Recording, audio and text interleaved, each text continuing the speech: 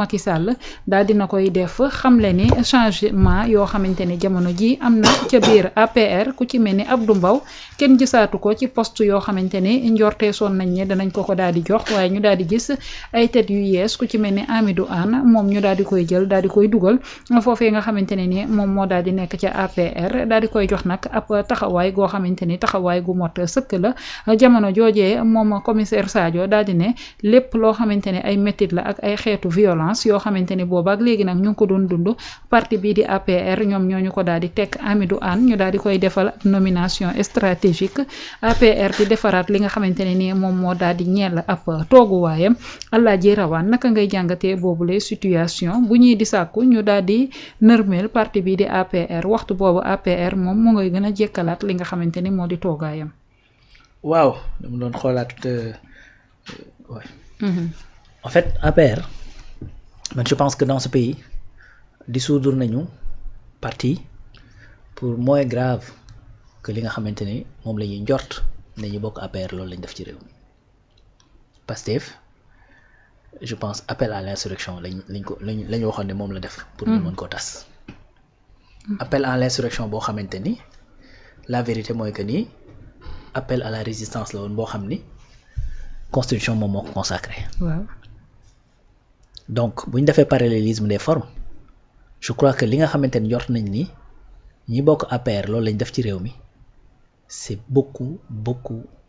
plus grave que loolu n'est-ce pas beneen affaire mooy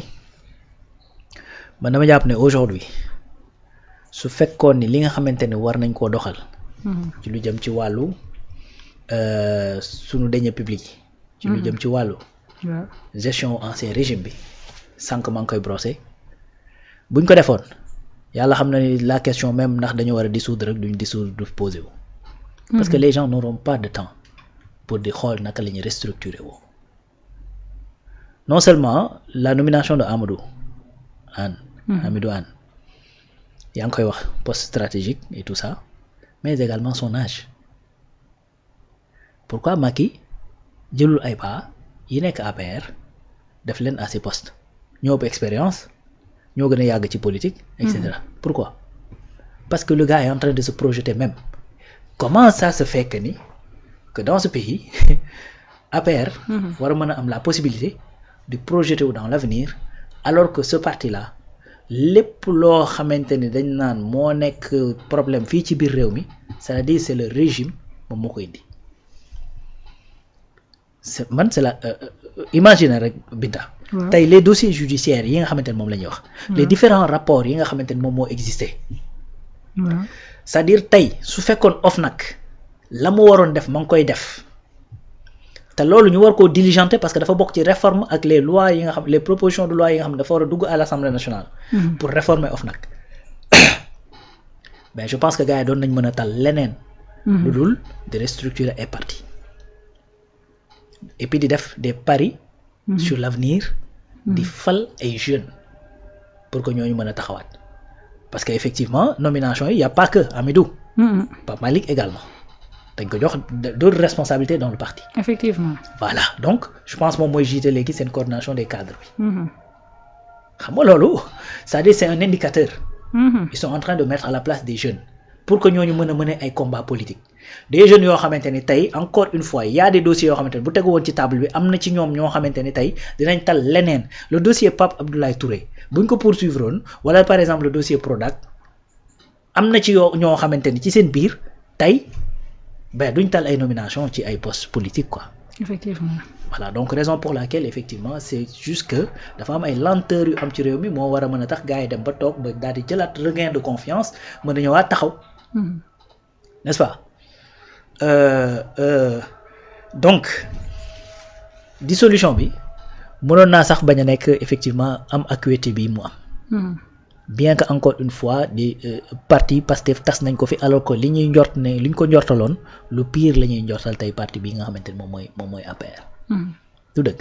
donc loolu nag man je pense que erreur stratégique la ou bien erreur politique ou erreur tout court boo xamante ni nouvelle autorité dañ ko def parce que politique nag les erreurs ça se paie cash c'est-à-dire tey gis nga am na loo xamante ni boo ko waree def ba may porox ndoll effectivement sa loolu gis nga Machiavel dafay wax ne il faut jamais donner du pouvoir à ton adversaire jamais il faut jamais donner du pouvoir à ton adversaire tey gis-gis boobu sax la Waly Diouf Bodian am. très bien ça c'est Machiavel qui le dit dafa ne en terme ci gestion état sa adversaire bu ko jox mukk bateau boo ko joxee bateau da la koy dóor ça c'est clair loolu c'est normal quoi c'est normal parce que tey su fekkee ni yow dañoo am jafe-jafe nga yëkkati effectivement prêter ma le flanc mais dama ciy jaar te gars yi nag dañoo prouver que ni boo leen prêter le flanc ñu dugg ci. effectivement. xam nga lu wax tey dafa am yoo xamante ne dafay jaar ay problème Adji Sarr ak ay xam nga problème mu appel à l'insurrection ak problème c'est-à-dire les gars ont assez bien montré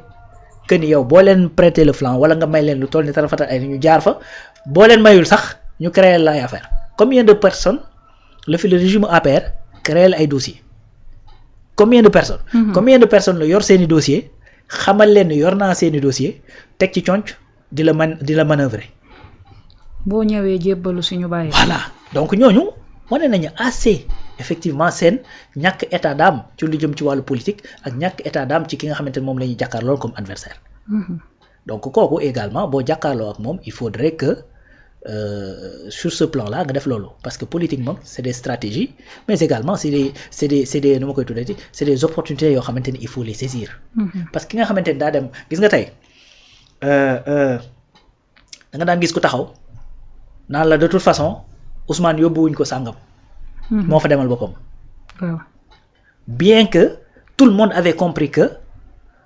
dañ cee potoxlu. waaw il faudrait que yow aussi boo nekkee ci kii boobu bon ce que tu leur sers mooy. ah ñun ñoo yor justice certes. waaw waaye rapport yi dossiers yi leen di topp ben ñun on créé wuñ leen ko. du dëgg beneen affaire mooy OFNAC. mais c'est un outil et il faut en user. mais OFNAC dafa am ko fa nekk. muy Serigne Bassirou Gueye waaw fa laa jëm. c'est-à-dire réforme yi ñuy wax. moo tax encore une fois quand les gens disent que les choses dafa am lenteur waxuñu ko pour wax ko kese assise de la justice bii ñu def mais dafa mënoon régler lu bari ci affaire justice bi mais de la même façon gis nga la loi biy wax ci affaire lanceur d'alerte. moo war a duggandoo assemblée ak loi bii dissoudre OFNAC di ko defaraat na dugg bu duggee xam nga qu'est-ce que tu vas faire il y a des gens ici dans ce pays yoo xamante ne rapport mosu leen a jàpp. rapport. tey boo jëlee les anciens ministres des finances yi nga xamante ne ñoo fi nekkoon par exemple 2019 à 2024 rapport bi kan la ci tudd kenn rapport bi tudd ci kenn. mais dalay leer ni tey ñii la ñu amoon ba ñu nekk avant ñu nekk ministre ak li ñu am tey bari na. waaye loolu boo leen toppee ci enrichissement illicite kii jàpp CENTIF amul rapport bu leen épingle. déedéet rapport bi tuddul seen tur. OFNAC rek leen mën mais boo activer OFNAC dem topp par exemple enrichissement illicite mën nga leen a dugal ci carcan boo xamante ni su boobaa dootuñu la tal di opposé wu dañuy tal di prouver li ñu am fan lañ ko jëlee te su boobaa effectivement mën nga am gain de cause. ndax nag rapport bi dafa wax ay alal yu disparaître dans ce pays yoo xamante ne xamuñu fan la dugg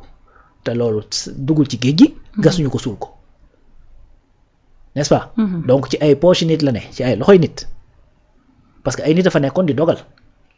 donc quand bu fekkee ni rapport bi dalay wax ne la y a plus de 143 milliards yu disparaître ci ay DAT ci ay comptes à terme. yoo xamante ne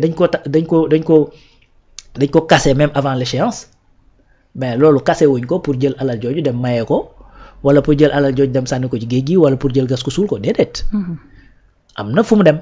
effectivement foofu mu dem nag tey jii mën ngaa gis koo xamante ni day ñëw ba muy ñëw nii la tolloon génn fa ëpp doole loolu fuuf nga mën a am ay mécanismes yu ko mën a topp ne ko li nga am nii fan la jóge viens me prouver effectivement provenance su alal yi nga yor. donc encore une fois pour man. Cette lenteur bi nga xamante ne moom lañ noté ci yenn dossiers yi et tout ça moom moo permettre à ce que parti bu mel ni APR mën a am regain bu mën a oser di amaat di taxawaat benn taxawaay bi. beneen affaire itam mooy que ni à un certain moment malheureusement gars yi dañoo xawoon un peu nan laa koy tuddee dañoo xawoon un peu délaisser le terrain mais gars yi ñoo occupé wu. effectivement bi ñuy wax naan. gars yi dañoo bàyyi communication offensive dañuy nekk di tontu rek mais ñan lañ doon tontu mais Pape Malick Ndour ak Hamidou Anne mi tey bi ñuy wax ci affaire Côte d'Ivoire moo ñu lebal wala lebaluñu Mali moo ñu lebal wala lebaluñu kan moo ko doon wax. Pape Malick ak Hamidou. contre rapport def nañu sax benn Pape Malick moo ko def. def nañu benn vidéo boo xamante ni dañu dem di wane ay clic dugg ci site bi UEMOA titre bi pour et cetera yu demee noonu ñoom ñaar ñoo ko def. effectivement mais c'est ça. suñu xëyee ñooy am seen site bu ñuy toogandoo voilà fii parce que moment boobu effectivement donc le terrain également leur a été laissé à chaque fois bu ñu génnee daal di accuser benn affaire gars yi toppaat ci non xam nga du noonu nii la et cetera donc vu ces deux choses là moo tax vraiment APR daal di amaat benn taxawaay bi mais pour man dossier judiciaire yi nga xamante ni moo war a tegu ci seen responsable yi bu tegoon ci seen doon danañ tal leneen lu dul ay regroupé waat voilà ça c'est un deuxièmement nag mooy que ni encore une fois je vais pas peut-être être aussi radical que commissaire mais man li ma jàpp te jàpp ko mooy tas nañ fi Pastef te Pastef lañ doon njort ni ci moom li ñuy njort ci waa APR moo ko gën a pire 50 000 fois voilà donc tey su fekkee loolu jóge woon nañ ci te loi permettre na man pour man je pense que li commissaire wax lu war a mën a nekk la mais encore une fois su naka Sanex doon waxee li waroon dee bu dee woon te dinañ tal leneen loo xamante ni mooy nekk fii di dajaloo waat ak di waxtaan ak ainsi de suite. ma ngi noonu Alaaji Rawane kàddu yooyee nga xamante ne moom commissaire Sadio daal dina ko yëkkati xamle ne parti bi di APR waratuñu kaa daal di bàyyi muy continuer di exister dañaa daal di war a dissoudre parti bi moom Waly Diouf Bodiang noonu tamit la daal